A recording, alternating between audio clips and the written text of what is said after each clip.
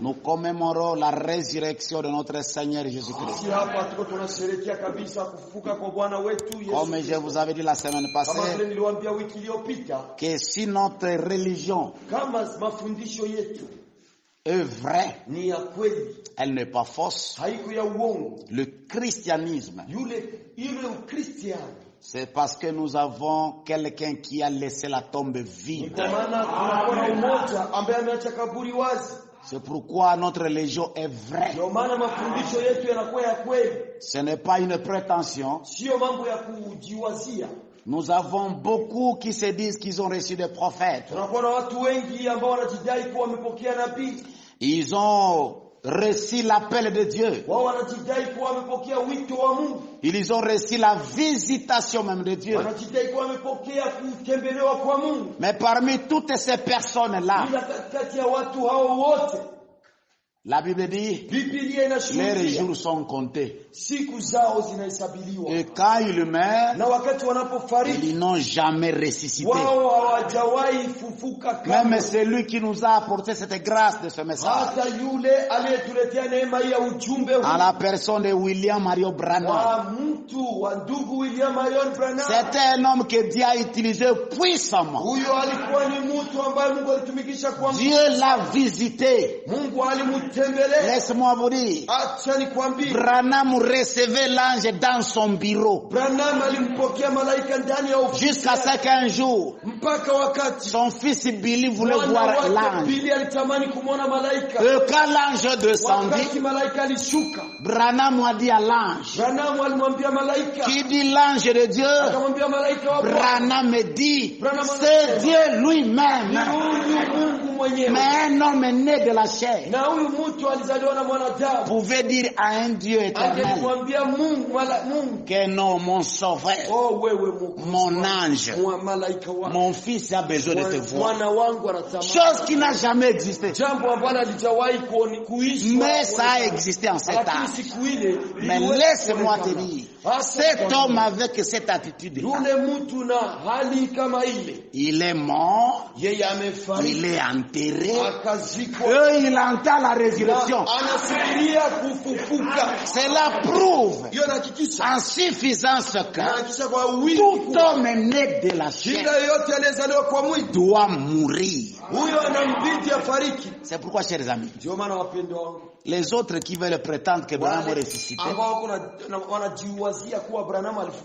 oui, c'est la parole.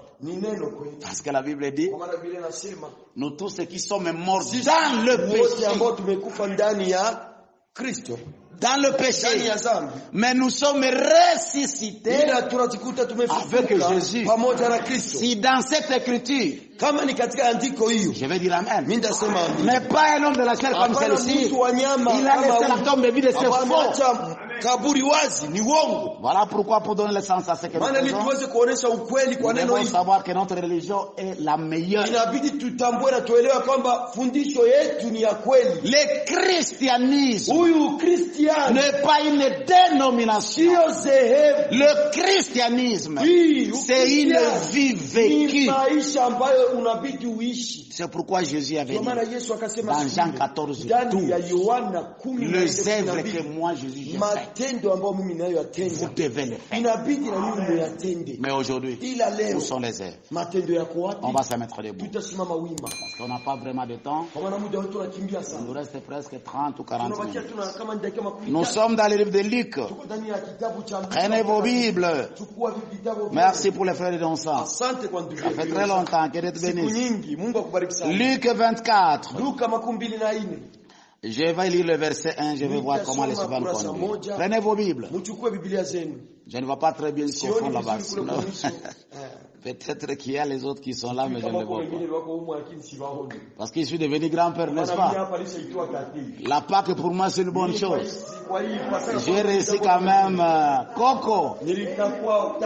Quel est le nom soit loué? Ok, lisons Luc 24. Je ne sais pas comment les yeux sont devenus compliqués. C'est la moindre naïveté.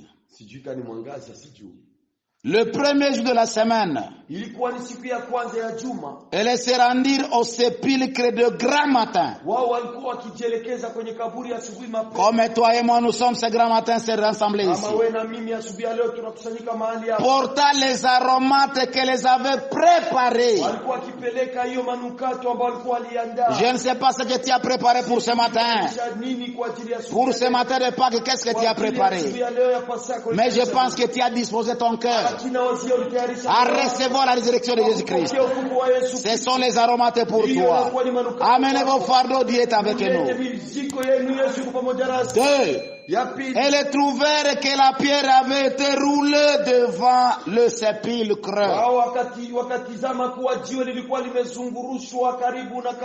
Étant entrées, elles ne trouvèrent pas le corps du Seigneur Jésus-Christ. Comme elles ne savaient que penser de cela, kwa maana wao wakujua nini na tafuta sema ile. Voici des hommes leur apparurent. Tazama watu wawili waliwatokea. En habit resplendissant. Wakiwa kwenye mavazi ya kuangara. Saisis de frayeur. Hizo macho ya kuoga. Elles baissèrent les visages contre terre. Macho yao kwenye udongo. Mais il leur dit. Ila wakawaambia. Comme je vous dis ce matin. Kama vile nawaambia asubuhi ya leo. Pourquoi chercherez-vous? Kwa nini mnamtafuta? Parmi les morts c'est celui qui est vivant. Est-ce qu'il est vivant ce matin? Est-ce qu'il est ressuscité? Que Dieu vous bénisse. Il n'est point ici, mais il est ressuscité. Souvenez-vous de quelle manière il vous a parlé. Lorsqu'il était encore en Galilée. Et qu'il disait, il faut que le Fils de l'homme soit livré entre les mains de pécheurs. Qu'il soit crucifié. Et qu'il ressuscite le 3e jour. Et elles se souvinrent des paroles de Jésus. Amen. Que Dieu ajoute la bénédiction qui s'appelle. On va prier le Seigneur.